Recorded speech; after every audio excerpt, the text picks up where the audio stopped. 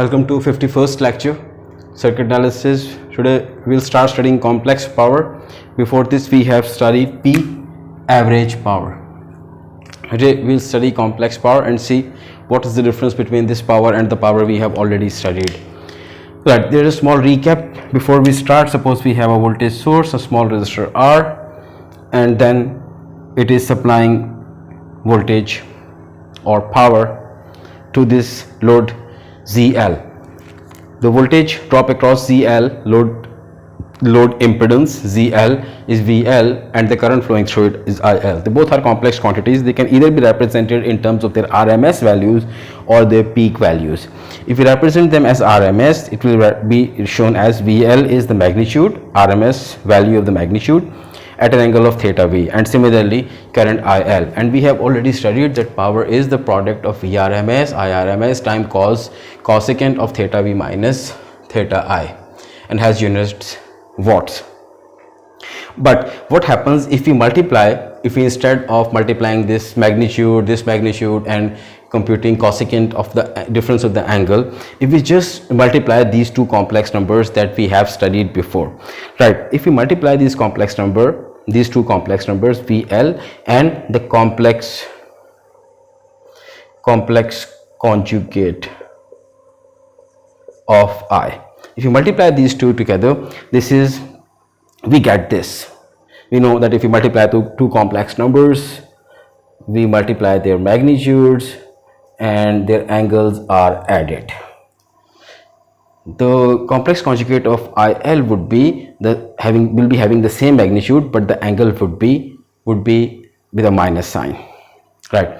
So this would be the product of VL and the complex conjugate of IL.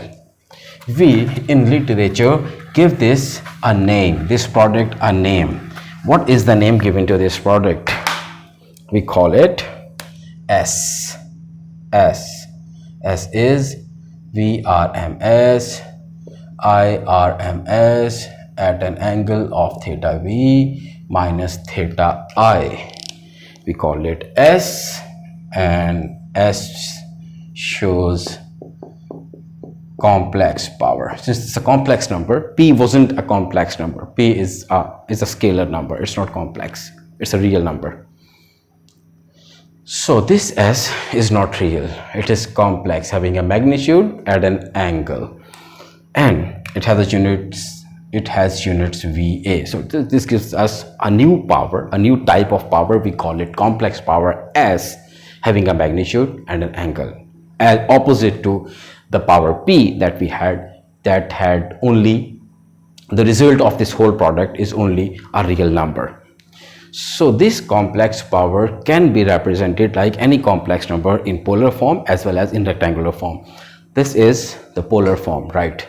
Why polar form? Because this is the magnitude, this is angle, and we know that in polar form we represent a complex number with magnitude and an angle. But we can represent the same S as a real number, as a rectangular number, as a rectangular representation. What would be the rectangular representation of the same power? We know that if we have R and theta and we want to compute X and Y, in case of rectangular representation, we compute X is equal to R cos theta. We know that Y is equal to R sin theta. So X would be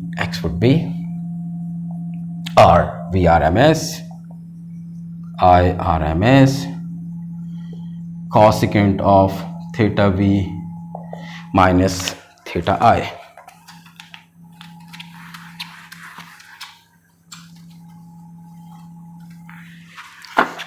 So we already know what is this. Vrms, Irms, cosecant of theta V minus theta I. We already know that it's P and has unit watts.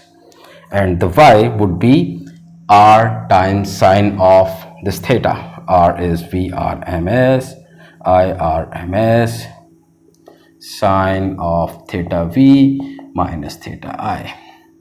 We call it another name. We call it quadrature power or reactive power.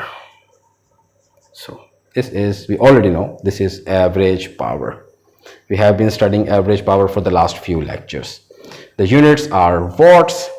The units of quadrature or reactive power is var, whereas the units for S is VA. Right, so now we have studied three different powers. Instead of one, now we have three powers. Average power, we already know this. Reactive power, we computed from this complex power, and their combination is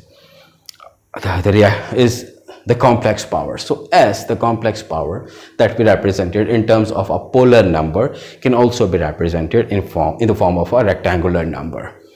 X is P plus jy, y is Q. So it can also be represented as a rectangular number.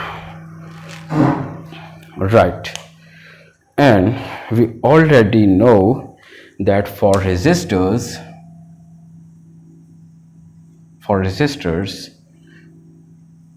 active power P is not equal to 0 because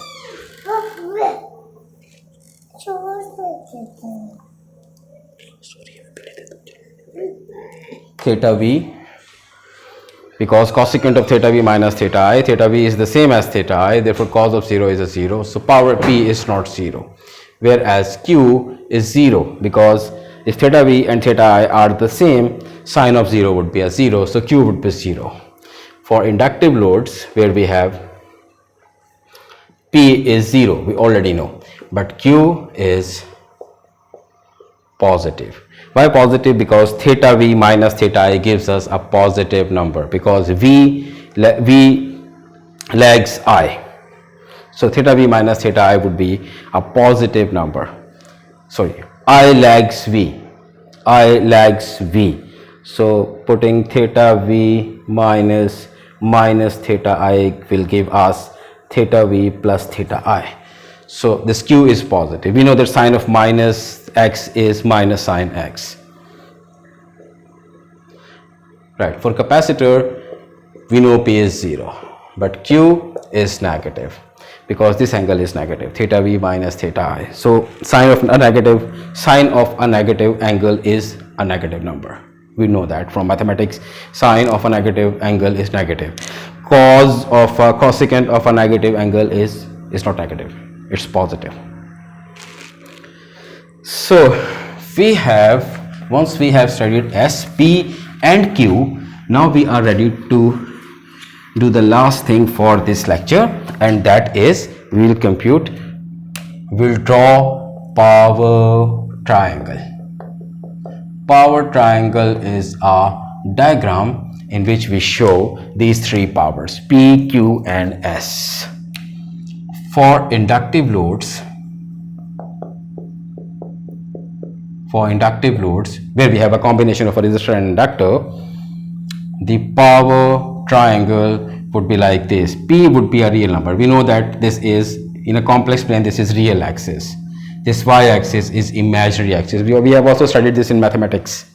And this is Q. Since we have a J with Q, this should be plotted on imaginary axis. We already know that. We have studied in this course and as well as in Iqbal Sahib's course. And but this hypotenuse would be S. There, right. So S would have a magnitude. The magnitude of S would be